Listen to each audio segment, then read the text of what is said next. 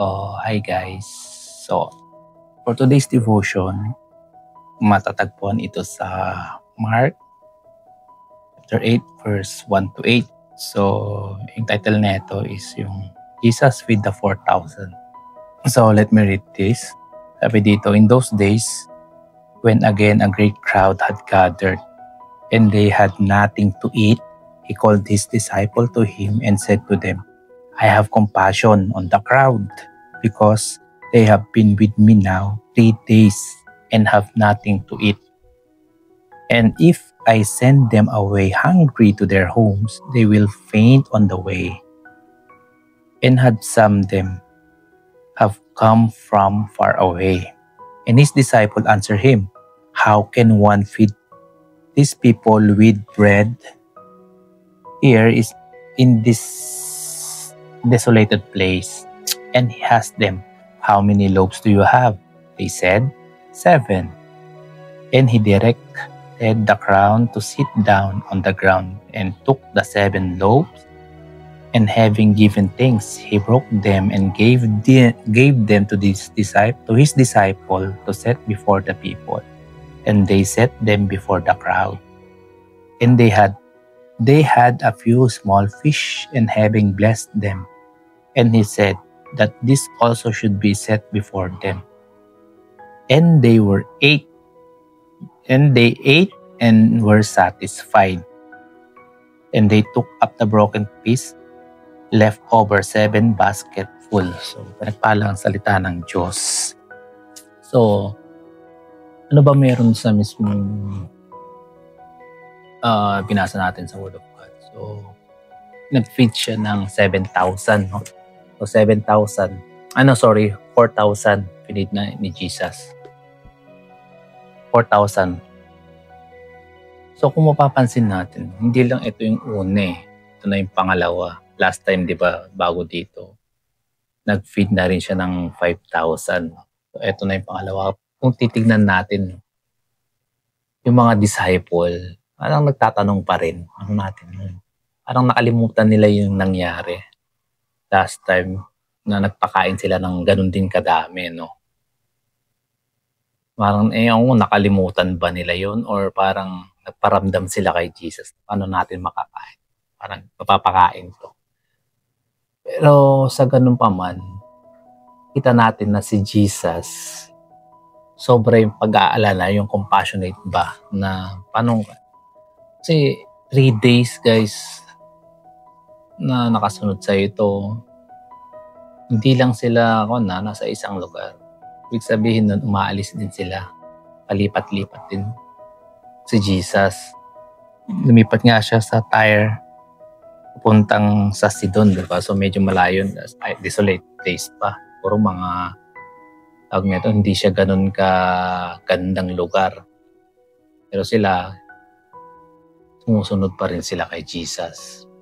So, mapapansin natin dito, no, na kalaki yung crowd na sumusunod kay Jesus. 3 araw na silang nakikinig. Siyempre, andun na rin yung pagod, yung kanilang gutom. Pero, hindi sila pinaalis ni Jesus nang wala silang natatamo. Hindi sila empty, di ba? So, dahil sa compassion ni Jesus, pinakain muna sila. Di ba? Hindi lang kain talagang nasatisfy sila, nandun naman yun, di ba? Doon na kasi lumabas yung awa ni Jesus na, may mga baon din naman siguro yun, pero hindi yun enough yun. So, dito, pinakain sila ni Jesus dahil siyempre nag-aalala rin na medyo malayo pa yung uuwi nila, di ba? Dito rin natin makikita yung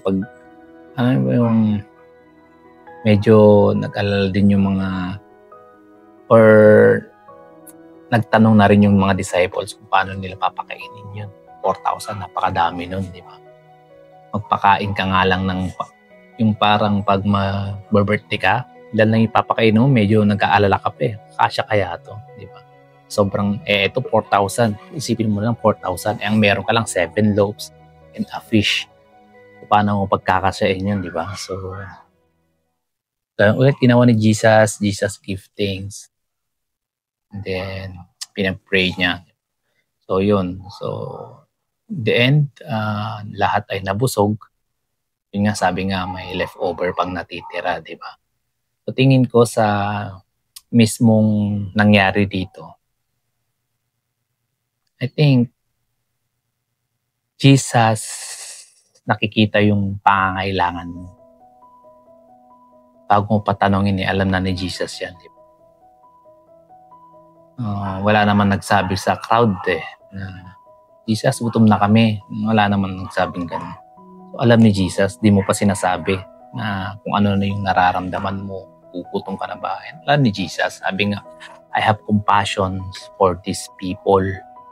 Hindi mo na kailangan sumigaw pa bago siya, bago malaman ni Jesus, alam niya na kaagad yun.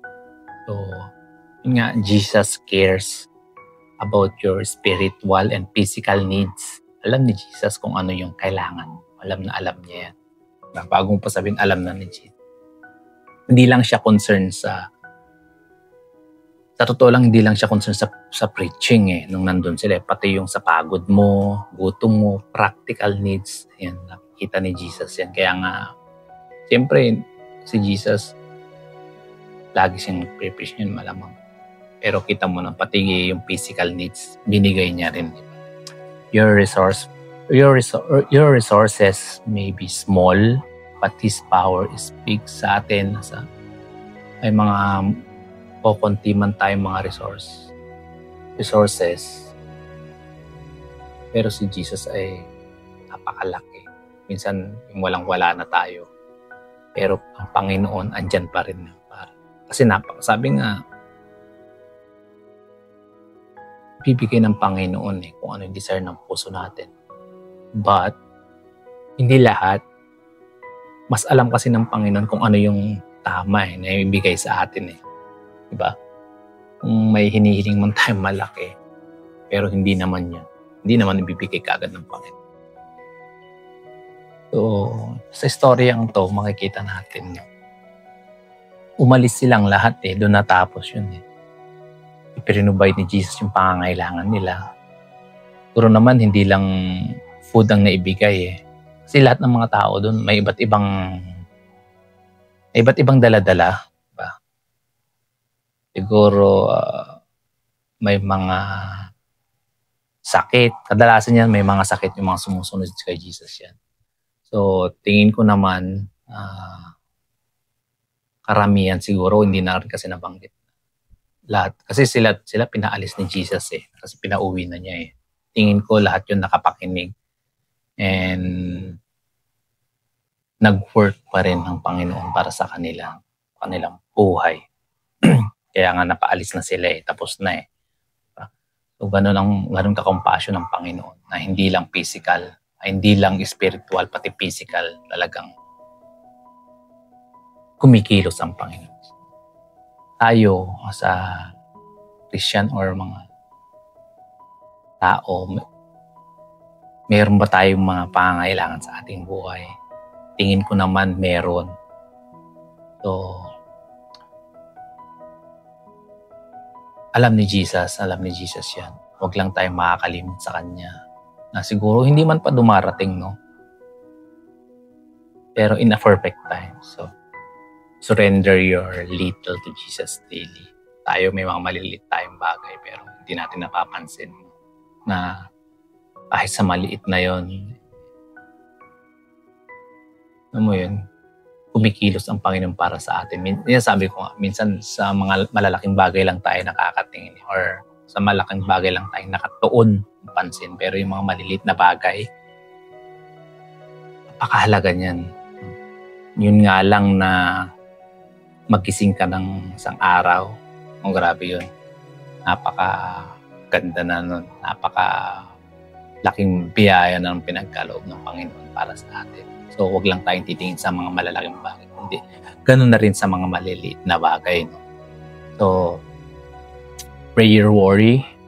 Pray before you worry. So, I think, ito na yung mga worry natin. The more na nag-worry tayo, the more na mag-pray tayo. So, help someone with what you have, kahit maliit man yan. Ako naniniwala ako sa ganun. Kung ano mang meron tayong maliit yan. Kung nakikita natin may isang tao na nangangailangan, depende. Pamilya natin, sa mga kaibigan natin, no? Trabaho natin. Yung maliit na bagay na yan, kala mo lang maliit, pero hindi mo alam yung impact. So, lagi tayong tumulong sa mga ganong bagay. So, remember, Jesus doesn't give you enough. Jesus doesn't just give enough. He give more than enough. So, hindi lang to yung, kala mo, ito lang, minsan sobra-sobra pa yung binibigay ng Panginoon para sa atin. Hindi lang natin namamalayan. Ganon ka buti ang Panginoon.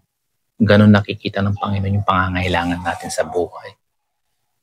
So, we need to stay focused to Jesus. We need to kausapin ng Panginoon, pray for Jesus. Dahil ang Panginoon ay sumasagot sa atin. Nakikita niya kung anong mga pangangailangan natin sa buhay-buhay. Sa daily struggle natin. Ano pa yung mga pinapre-pray natin. So, yun lang. God,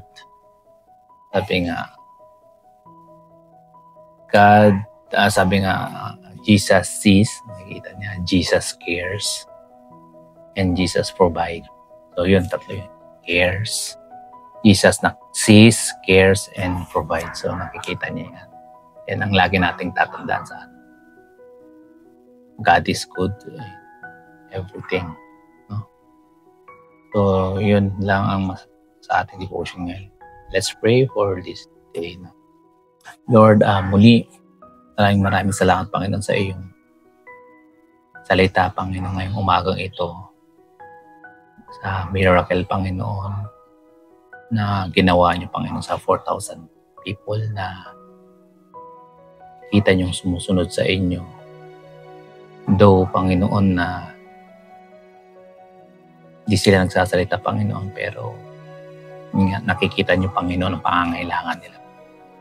Lord, salamat, Panginoon, dahil dito, alam namin, Panginoon, i-proclaim, Panginoon, nakikita mo, Panginoon, ang mga struggle namin, ang mga pangangailangan namin, Panginoon, spiritual, Panginoon, physical, emotional, Panginoon, sa aming buhay-buhay, Panginoon. Lord, we pray, Panginoon, kayo na po ang manguna, Panginoon. God, i-grant niyo po ito, Panginoon, sa tamang panahon, Panginoon. Perfect time, Panginoon, para sa amin. Salamat, Panginoon, dahil nandyan ka para sa amin. Thank you for the reminders, Lord, na pinapakita niyo po sa amin. Lord God, continue, Panginoon, guide us, Lord, protect us, Panginoon, to bless us, Panginoon, so other people, Panginoon, na i-bless din po namin. Salamat, Panginoon, sa pagmabuti mo, Panginoon, para sa amin. Hallelujah, all. Kung aming dalangin sa pangalan ni Jesus. Amen.